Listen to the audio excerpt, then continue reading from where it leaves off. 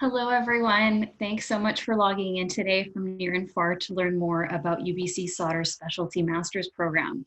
We're looking forward to getting into a rich and engaging discussion with you all today. So Kevin and I will be giving you an overview of our specialty master's programs. I oversee the Master's in Business Analytics, so I'll start off by giving you an overview of that program, and then I'll hand things over to Kevin to do an overview of the Masters of Management program. We'll then, as Viraj said, break out into some great Q&A and engaging discussions. So let's get into the field of business analytics. The field of business analytics has really exploded year over year. And more organizations are seeing the importance and the need for this skill set, especially in the face of uncertainty like a pandemic, for example, and changing economies. The importance of business analytics continues to grow across industries, organizational departments, and internationally, because really it's a skill that makes individuals and companies more adaptive in the face of changing times. Given this, it's no surprise that the popularity of the MBAN continues to grow. Currently, UBC Sauder's MBAN program is ranked at the best in Western Canada. And it's actually the #2 most popular postgraduate specialties master's program globally. So this is really a one-of-a-kind program for anyone who wants to work at the cutting edge with cutting-edge companies, to help interpret data and use data to make effective business-related decisions. And also, you really learn to become an effective storyteller with different organizational departments, different teams, and industries as well, so that you can help organizations make sound data-driven decisions.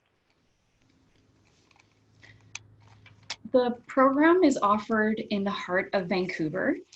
And Vancouver, besides being one of the most livable cities in the world, it's also home to a variety of different industries. So whether you're in the field of manufacturing, oil and gas, healthcare, transportation, really, it's home to a variety of different industries. So whether you want to work in consulting within Fortune 500 companies or startups, in just 12 months, you can gain a master's degree from a highly recognized international university. So why the MBAN program and why UBC in particular? When students ask me this question, a few key themes come to mind. And the top ones really are the analytics consulting internship, the experiential learning, and the personalized career development. I'll expand on these a little more throughout the session, but this is the career journey here at a snapshot.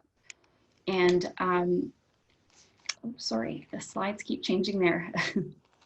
So to talk about the program journey a little bit, you'll notice that throughout the curriculum, we really have a mix of more technical courses, but also business-focused courses. Really, the program is an intersection between those two areas.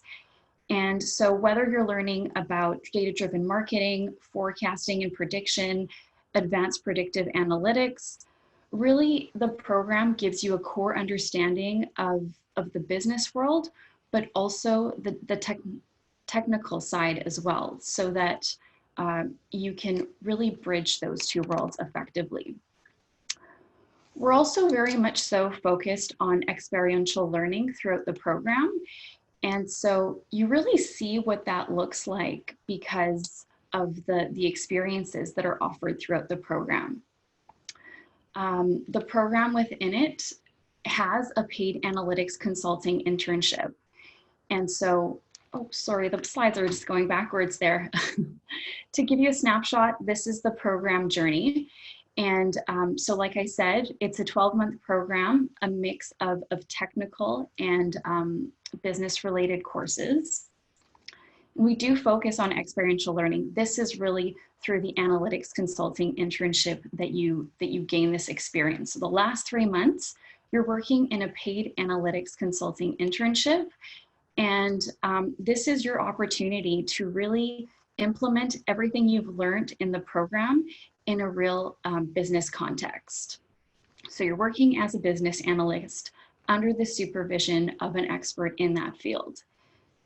And you're gaining these experiences through our partnerships. So because UBC happens to be highly connected, the network that you gain access to as part of this experience is very much so one of the most valuable components of the program.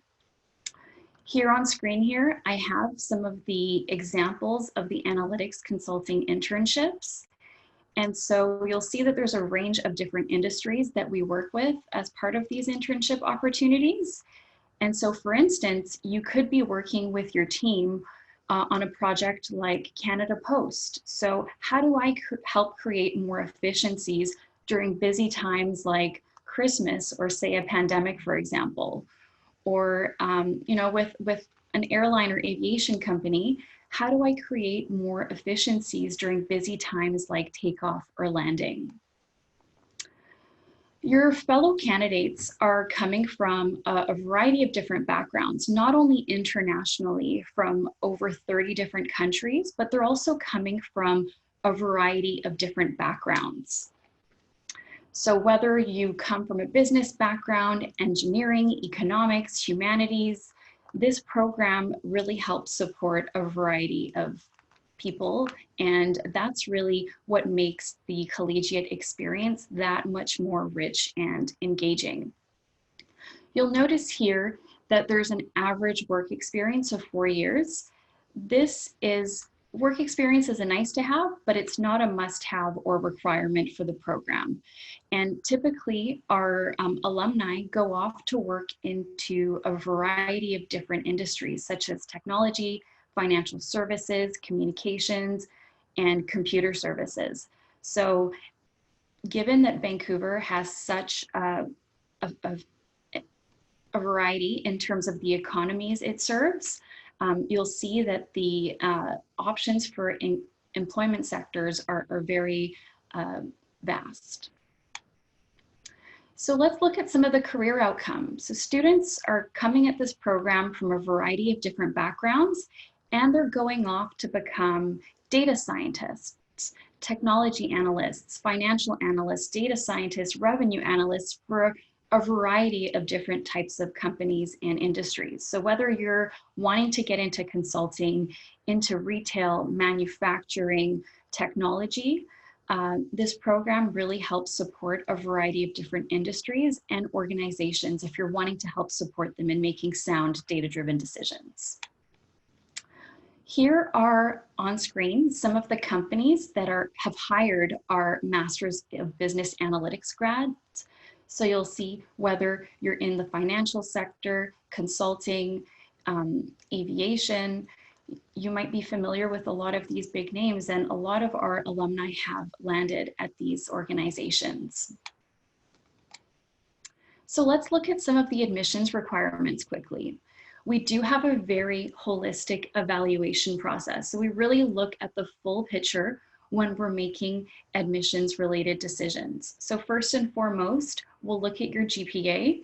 We're hoping for at least a 78% average there in your higher level courses, so your 300 or your 400 level courses. We also require the GMAT or the GRE. We don't necessarily have a preference for one or the other, but we would encourage you to try to aim for a more competitive score. So for a GMAT, that looks like a 650. For the GRE, that looks like a little over 310. Now, although work experience is not a requirement for the program, it's a nice to have, and it could be something that can make your application stand out. We also require professional references, so at least 2 professional references. And as part of the application process, you'll be asked to submit a few short answer essay questions, really explaining your motivations and your goals for wanting to pursue this program. And there's a video component as well. You'll also be asked to take an English proficiency test. Now, this is only a requirement for individuals who studied at an academic institution where the primary language of instruction was not English. So if you studied somewhere where the primary language of instruction was English, you will not be required to take an English proficiency test. If you tick off all these boxes, then you would get invited for a personal interview. Now, typically this interview would take place over Skype. So that's kind of an overview of our admissions requirements. And although our applications for the start in 2020 have passed, we do have our applications for 2021 opening at the end of August. We are still currently accepting applications on a case-by-case basis. And so if you're interested in applying for the program for a 2020 start, please make sure to submit your application sooner rather than later so that we can get rolling with the admissions process quickly to make sure that you can be in the class for the start of September. So I'm just leaving my contact information on screen for you. If anyone wants to continue this discussion on the Masters of Business Analytics, I'm your contact for that particular program. So make sure you take a snapshot of my contact details. I'm looking forward to chatting with you one-on-one and getting you informed on this program. And without further ado, I'm going to turn things over to Kevin so that he can get into the Masters of Management portion of this discussion. Thanks, Kevin. I'll let you take things from here. Awesome. Thank you so much, Natalie. Hi, everyone. It's a pleasure to virtually meet all of you today. As Natalie mentioned, my name is Kevin. I represent the UBC Master of Management here at the Robert H. Lee Graduate School.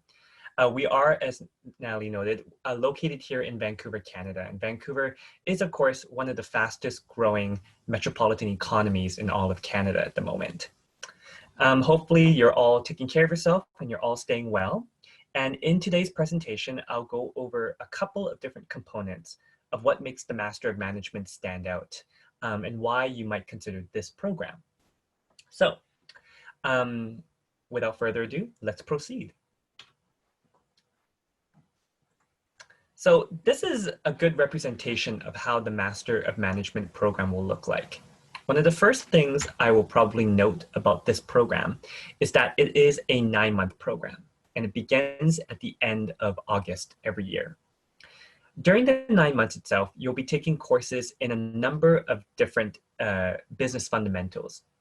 So whereas Natalie's program, the MBAN, really focused on business analytics at its core, the Master of Management itself, or the MM as we call it, is a program that's designed to give you a full understanding of business, a full breadth of business in a number of different areas. You'll be taking courses in topics such as marketing, logistics, accounting, finance, entrepreneurship, marketing research, leadership, and operations. And for those 9 months itself, you'll be going from each class together as a cohort.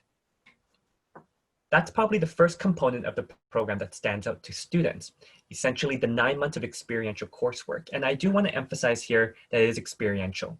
So all of our classes are going to be quite hands-on. They're going to be quite practical, as is our philosophy here at the business school. The second component to the program that also stands out to students is that personalized one-on-one career coaching. Starting from day one of the program, you'll be able to work one-on-one with a career coach. And the foundation of our career coaching starts with understanding your emotional intelligence, such as conflict management. How are you going to react in a stressful situation? What are your leadership skills? That's really going to be the fundamentals to your career coaching. And then as the program carries on, you'll be exposed to a number of different, more traditional elements of coaching, such as access to networking events, interview simulations, salary negotiation simulations, recruitment sessions. All that will be built out throughout your time in the Master of Management. Now, aside from the coursework and the career coaching, another thing I want to point out is also this mandatory community business project. And the mandatory community business project is an opportunity where we pair clients up with students. And our students will essentially act as consultants for these clients. These clients are going to be nonprofits or social enterprises based here in Vancouver. And you'll be working in small groups to actually carry out and help solve their business problems. So by the time of at the end of your time in those 9 months, you have not only gained your understanding through the coursework, you'll also have access to a career coach, and you'll also be able to put the skills that you learn in class to good use. You'll be actually able to see them and use the real world as your playground, essentially, and build out consulting experience that you can put onto your resume. Again, this is, as I mentioned before, the community business project. And that community business project is really going to be a huge cornerstone of your time in the Master of Management. During our time, students have worked on a number of different projects. For example, students in the past have worked on developing e-commerce products for a nonprofit focused on spinal cord injuries. We've had students work on recruitment strategies for British Columbia Sailing Association. We've had students work on policies that have actually gone into law here in Canada. And during that time, you'll also be able to build strong relationships within the business community and expand your networks. I should also mention here that some of our community business project partners, these clients, have also hired some of our students afterwards.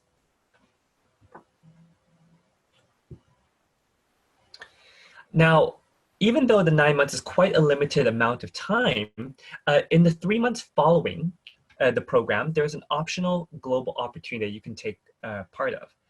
Students are able to embark on exchange opportunities with universities around the world. We do have research opportunities and summer school opportunities with a number of different schools.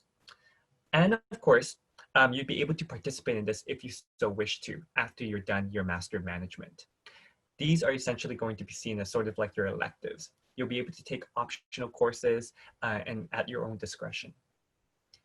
I should also mention here that UBC Sauder is also the only Canadian school as part of something called the Global Network of Advanced Management.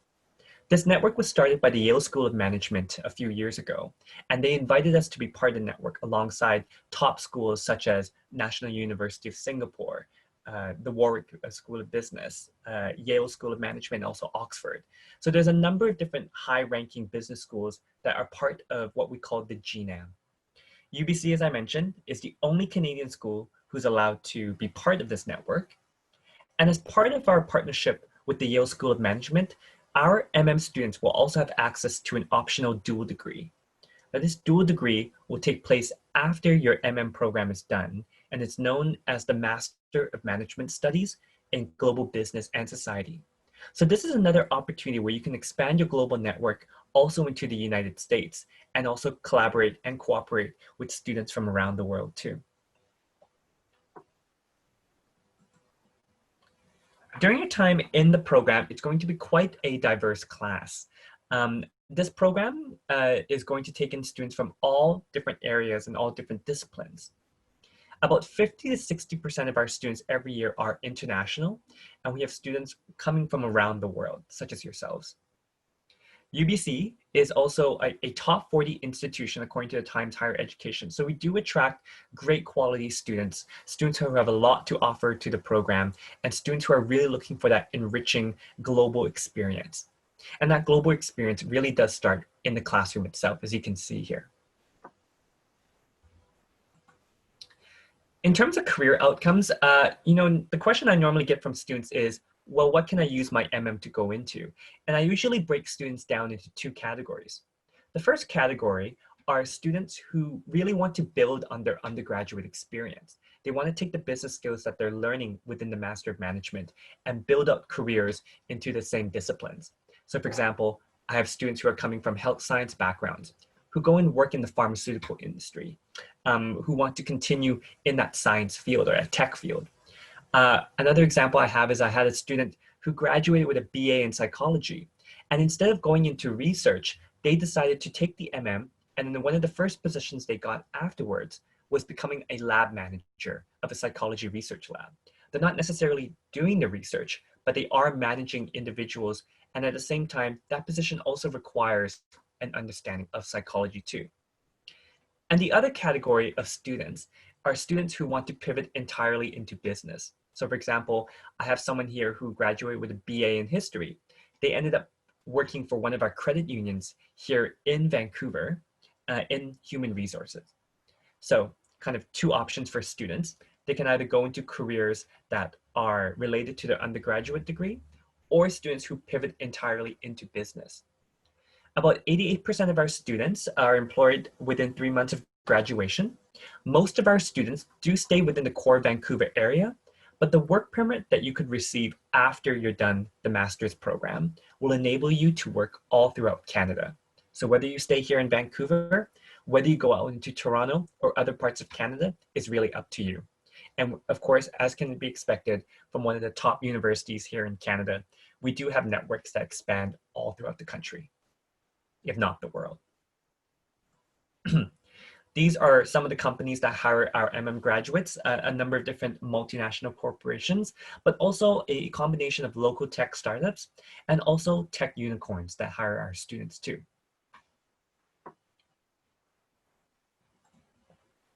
Now, in terms of admission requirements, they're quite similar to the MBAN program, but there are probably two big distinctions here. And that's at the top of this slide here. So the first thing that students should know is that in order to apply to our Master of Management, students must possess a non-business bachelor's degree. This also includes minor in commerce too. So if you have a minor in commerce or a Bachelor of Business Administration, you may want to consider the Master of Business Analytics instead of the Master of Management.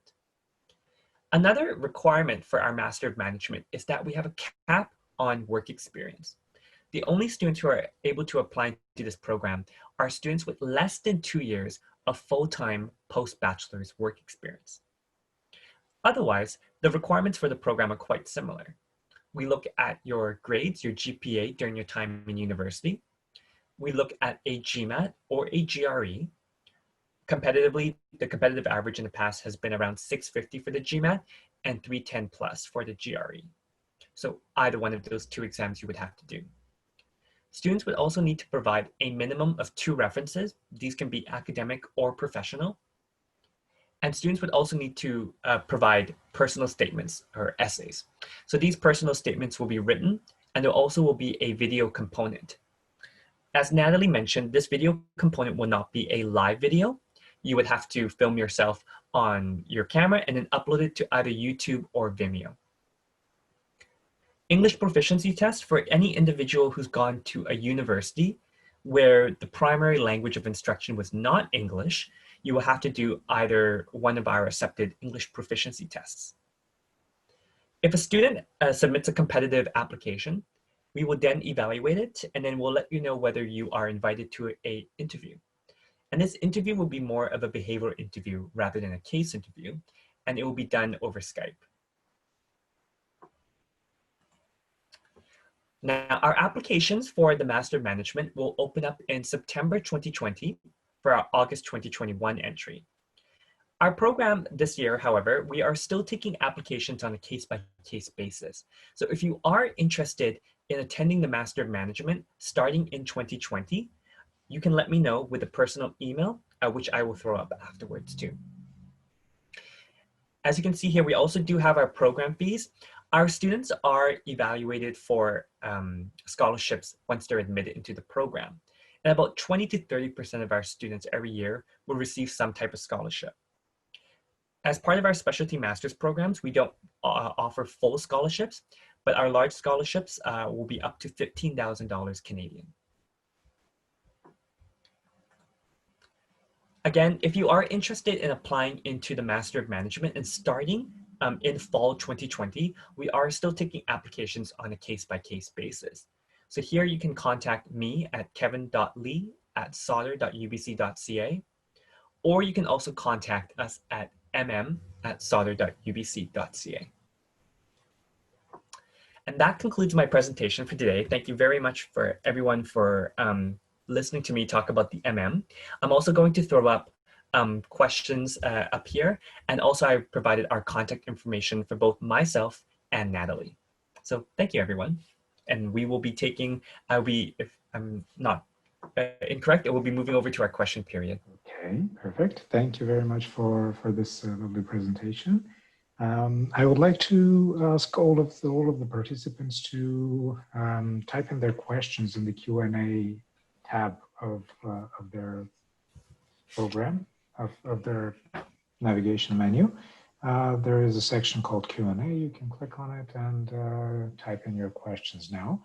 While you're doing that and while you're thinking about some questions, we have the first questions rolling in already. I will ask you a question on my side by launching a poll so that we can see what is most important when choosing a master's program. This is a poll that we usually do on all of our webinars. And then we send out a document after the webinar so that you can see where you are positioned and what other people think about those things and how they prepare. There's a whole spreadsheet that a whole infographic that we send.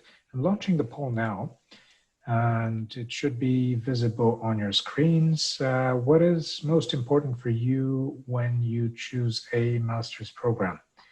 Would it be location, faculty and curriculum, rankings, cost, or anything else? I would be very happy if you can just take the time to give some answers so that we can so that we can see what is most important for you when you consider your master's, when you consider which master's degree to choose. I will leave the poll open for some more seconds as I see that we have some answers rolling, and I will of course present you the results afterwards so that you can see where you stand with among the other candidates. Okay, do we have any more answers? Last seconds. Okay, perfect. So I'm ending this poll now, and I will present the results. Obviously, right now, the audience that we have gathered cares most about the costs of the program. Faculty and curriculum is the second most valid reason for people to be looking for, the second factor that they're looking to when choosing a master's degree, and location, of course, is quite important to everyone. I am now going to start the Q&A session, and I will ask Natalie to also appear with us by sharing her webcam so that we can see her. Hi, everyone. Okay, and I will start by a question that is regarding regarding the period after graduation. How many of your international students remain in Canada after graduating, and is there an extended visa after getting the degree? So I could speak on that. It does vary across program, the percentage of students who do stay in Canada beyond graduation. So for the Master's in Business Analytics, for instance, I can say that about 90% of the classroom does end up staying in Vancouver or Canada to continue their employment. Now, because the Master's in Business Analytics happens to be a part of the PMP designation, the Master's in Business Analytics, because it is a highly sought after skill set in Canada, in my experience, it's been quite, I guess, easy for our students to get those extended work permits in order to be able to stay here for, up to 3 years at times. So yes, a lot of our students who graduate from this Master's in Business Analytics program do end up staying in Canada to work for numerous years after graduation. Kevin, do you want to speak to your experience with your MMs? Yep. So in terms of the Master of Management students, about 85% of our students choose to stay behind in Canada. Most of them, as I mentioned in my presentation, staying in the Vancouver core area. So any student who finishes a master's program in Canada from an accredited university, a public accredited university, you would be able to apply for something called the Canadian Postgraduate Work Permit. And this will enable a student to stay behind in Canada for a certain duration. Now, it's not a lottery. It's not something that you randomly get or you randomly pick to get. Every student who's applying from an accredited master's program would be able to apply for the postgraduate work permit afterwards too. Many of our students, after obtaining the permit, they stay behind in Canada for a couple of years. Normally, they have to stay in Canada full-time for 3 years, and then they can apply for permanent residency here in Canada. So this is another great opportunity to immigrate to a new country, not only to live and work, but also to stay behind in Canada if you were looking to kind of create and forge a new pathway for yourself. That's great. Another question that is more related to the to employability after you graduate. How long after graduation do students get employed usually? Do you have any statistics on that? Definitely. So for the Master's in Business Analytics grads, employment is pretty attractive in Canada. So about 70% of our cohort is gainfully employed. They've already secured employment before they graduate. So that's 70% even before they graduate. And it's about 92% within 3 months of graduation. And the remaining typically go off to pursue their own entrepreneurial ventures, whether that looks like starting their own consultancy or taking on freelance work. So that's for the Master's in Business Analytics. And Kevin, I'll let you speak to the Master's of Management. Yep, about 60 to 70% of our students are hired by the time that they graduate. Again, about 88% of our students, 85 to 88% of our students every year are hired within 3 months of graduation. The Master of Management has also gained quite a good footing here in Vancouver and throughout Canada. We're also the first Master of Management developed in North America. So in terms of developing that brand, it's been quite strong to helping our students secure employment after their time in the program. I also should probably bring up too that Natalie's program, the Master of Business Analytics, was built on the foundations of a very, very well-established program called the Master of Management in Operations Research. So both of our programs have really been around since the early to mid 2000s, and of course has established a really, really strong reputation in their respective fields too. Okay, that's great.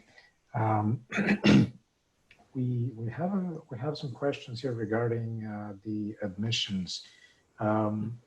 What type of language skills does one need to get accepted? TOEFL or IELTS? Which one is the highest rank? I saw another question regarding this, and maybe it's best to clarify first of all what is more valid for you. What is more valued, TOEFL or IELTS in terms of English proficiency, or the test that you have designed? You mentioned that you have an English proficiency test yourselves. Maybe you can explain a little bit about it and how it goes. I guess I'll take this one. So we do take a variety of different exams. You can do either the TOEFL, you can do either the IELTS academic, or we also have something called the CAEL exam, C-A-E-L. So any of those options you'd be able to take. With a TOEFL, we are looking at about a score of 100. With the IELTS academic, overall a 7. And I believe with the CAEL, I will have to look up what the CAEL exam is. Unfortunately, I don't have that off the top of my head. But those 3 exams we do take. Now, in terms of which one that we prefer, we don't have a certain preference over one or the other. So they're really up to the student what they would like to take. Yeah, and again, I should kind of reiterate, the English proficiency exam is for anyone who's gone to a university where the primary language of instruction was not English. Okay, great. We have a question here by John Adu from Ghana. He says that I have all my certificates in education with no GRE though. The language of instruction in Ghana is English. Do I have to do I have to sit the English proficiency test? And I have personally started money lending businesses, but have no qualification in business. How do I qualify for any of your programs? So in terms of our programs, it really does, again, whether you're deciding between the or the MBAN, it really does depend on kind of what area you would like to specialize in. Obviously, if you'd like to specialize in analytics or kind of going down that data science path, the Master of Business Analytics is a great program. The is a great program. If you're looking to kind of go into other aspects of business, so that's probably one of the first things I will say. For this particular case, again, because the language of instruction was primarily English at university, you would not need to do an English language exam. So that's probably what I will say about that. Are there any other aspects of the question that I might have missed? Sorry. I think that pretty much answers the question. Okay, so there is another. There are some questions focused on living and working actually in Vancouver. So maybe you can share your experience as you have relocated and went to Vancouver a while ago for your studies. Maybe you can tell us a little bit more, both of you, about your experiences. How did you move into Vancouver? How did you find your accommodation? Does the school offer any assistance in finding accommodation? What are the living costs of living in Vancouver? Yeah, so in terms of accommodation, one thing that's a great resource that we offer is for all of our students who do receive an offer to the university, we set them up with not only a visa support specialist, which helps support them in the visa application process if they require one to come study in Canada, but they also gain access to a housing support specialist. So whether that's setting you up with on-campus housing or nearby campus housing or off-campus housing, you are supported in your accommodation process. So yes, that specialist works with you to get a better understanding as to what your budget is, what your costs are going to be, so you will be supported throughout that process as well. In terms of living on campus, yes, there's definitely options for living on campus. However, I must say that at this point in the cycle, there might be a bit more limited options. However, because UBC is very connected and there's a lot of great neighborhoods nearby campus, living off campus is also a very attractive option too, because as part of your tuition, you're also gaining access to a UPass. This UPass, it's your university pass, and essentially it gives you the ability to travel around Vancouver at no additional cost. This is actually embedded in your tuition cost. So you just kind of show your student card and you're able to get and access public transportation across Vancouver at no additional cost. And so I like to say in Vancouver, all roads lead to UBC. So what that means is that UBC is very accessible. So whether it's by train, getting on public express line buses, you could get from campus to the downtown core city center within 20 to 25 minutes. So there are lots of accommodation and housing options off campus as well. And you would definitely be supported in that. Okay, great. Going forward with the questions, we have a few questions regarding finance. Can you tell us what how the payment of the fee is structured? Can people pay in installments, or should it be at once? That really depends. Oh, sorry, I'll let you finish there. But that really depends on the student. So we have different payment options Some like to pay upfront, some like to pay quarterly. Both are options.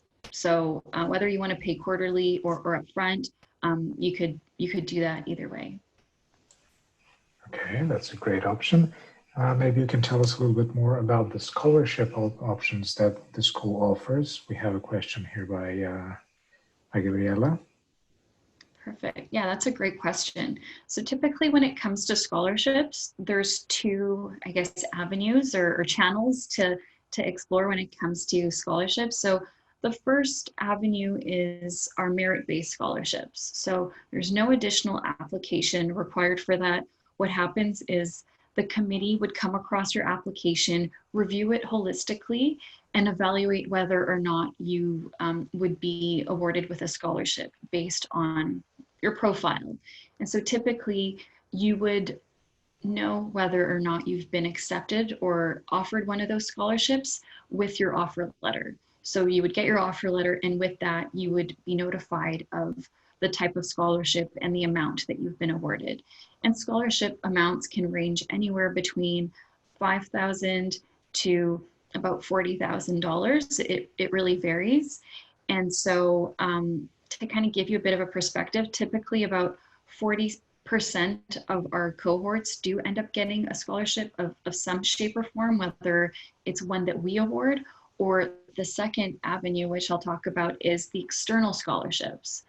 So there's a variety of external scholarship opportunities that you can apply for. Those are all advertised on our website, on our scholarship page. Each of those scholarships will require a separate application process. So you might go on that page, which I'm happy to share with you all, and see that you might be eligible for numerous scholarships. Great. I encourage you to apply for as many scholarships as you can and that you're eligible for, because really that just increases your chances and your odds. So not only do you have the potential of gaining a few external based scholarships, but you may also end up getting an internal based scholarship too. So there's a few different scholarship channels that you can definitely tap into and take advantage of. There's scholarship opportunities at UBC and outside, of course. Another question related to financing. On average, Alejandro is asking us, on average, how much money is needed per month to cover the living expenses? And I would add to that question, maybe you can give us this an overview of what the tuition fee covers. Okay. So in terms of what is covered, like what you would need to pay per month, it really does depend on a variety of different factors that we wouldn't know about. So for example, how much you spend on food, how much you spend on entertainment. That really is up to the student. On our website, each of our respective program websites, we do have an estimated list of expenses that students can expect to incur. This kind of gives you a very liberal estimate of what living in Vancouver and what that time in the program might look like. And then you can divide that amount by 12 months or 9 months, or however long you plan on staying here during your time in the program. So just to kind of repeat, on our respective program websites, we do have a list of expenses that you can expect to incur, and that gives you an estimated living cost during your time here in Vancouver. Now, sorry, what was the other part of that question? Regarding the tuition fee, what does the tuition fee cover? Yep. So the tuition fee covers your time, of course, within the program itself. It covers your access to the Career Center. It covers every component that we talked about today in our respective programs. There are a couple of fees, such as, student fees, student union fees that you will have to pay. There's other costs too, such as for international students, I should mention, for the first 3 months of your time in Canada, you would need to enroll in an insurance program. And then after that insurance program, then you will roll you over into another insurance program that will cover your time here in Canada. So there's a couple of different fees, and that's also going to be up on our respective program fees website. And you'll be able to see kind of laid out very, very clearly what part of your tuition, what your tuition does cover. It doesn't cover the cost of books, of course, or to cover the cost of laptops or any kind of equipment that you might need, but it does cover your time here in the university mostly. Okay, that's great to hear. We are approaching the final questions that were asked, so I would like to remind you that you can ask your questions now, as we have one more question to answer. And please type them in the Q&A section using your main navigation menu if you'd like to ask us something more. There is one question regarding work while studying. Alejandro is also asking us, can I work while studying? And probably you should also tell us if there are any limitations on working hours while studying at the program in Canada. Yep. I guess I'll answer this one. So students can work up to 20 hours off campus with a valid study permit here in Canada. So that's again 20 hours off campus. One thing I should know is that both of our programs are full-time. They do take place, of course, during the daytime with the possibility of some evening classes. You won't need to take any weekend courses. We don't have weekend courses offered for students in either one of our programs. So you do have the weekend relatively free. That being said, we don't always recommend students to just kind of jump into a 20-hour job right at the onset of the program. We usually like to say that international students should give themselves times to acclimatize and accommodate themselves to kind of the pace of the program before they start looking for work if they would like to. So yes, a part-time job is possible with a valid study permit here for a Canadian university. It's not always recommended due to the intensity of the program, but it is possible. And we certainly do have international students who take up part-time positions. Natalie, maybe this is a great time to talk a little bit about the internship and what that could offer if you're worried about finances too. Definitely. So similarly to what Kevin said, I mean, especially at the onset of the program, it's not encouraged to right away take on an employment opportunity. It could be a very academically rigorous program. Both of them could be. And so one thing about the Masters of Business Analytics is that the last 3 months you're working in a paid analytics consulting internship. So this is your opportunity to earn anywhere between $2,000 and $6,000 a month while you're participating in this internship, so that you can really be focused on your studies for the first portion of the program. And then at least you know that this employment opportunity is going to be waiting for you to be earning some extra cash. Yeah, that's perfect. There is also a question here regarding the COVID situation right now, as the world is not quite sure right now if there will be a second pandemic to influence the study process. Can you tell us a little bit more about the options of online instruction, and is it open at your university in case something like that happens? Yeah. So so kind of one of the first things I'll probably say, what I've been reiterating to students, is that first and foremost, the safety of our students is our number one priority. So right now, instruction at the university level, probably all throughout Canada, actually, everything's been moved to an online program. Now, in terms of our program and what we offer, we don't offer strictly online programs. All of our programs are meant to be taken in person. That being said, our program, the MM and the MBAN program, this year for 2020, we are starting the program in mid-October instead of the usual kind of end of August.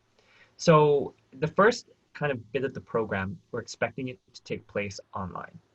And then students would have to transition to an in-person experience. One thing I probably should mention about online programs in Canada is that if you do take part in an online program, this might not be true for every program, but for most programs, if you do a purely 100% online program offered from Canada, you would not gain access to a valid work permit. In order to gain access to a valid work permit after studying at a Canadian university, your program needs to be less than 50% online. So that's why here at UBC, especially for the business school, we don't offer strictly online programs. All of our programs at the moment will be starting online, but we do expect them to transition into in-person programs so that our students would have access to that work permit afterwards. So we don't have online programs at the graduate level for our particular business school, but right now in 2020 we're starting things off online, transitioning to an in-person format. And again, if you are interested in joining the program in October of 2020, you can email either one of our email addresses up here on the screen, either myself or Natalie. Okay, great. I think that we are that we have answered most of the questions, and maybe you can give us as a final question an idea of the application deadlines that are due right now. Maybe you can tell us a little bit about when can people apply for the program and what is the process afterwards? How much time does it take?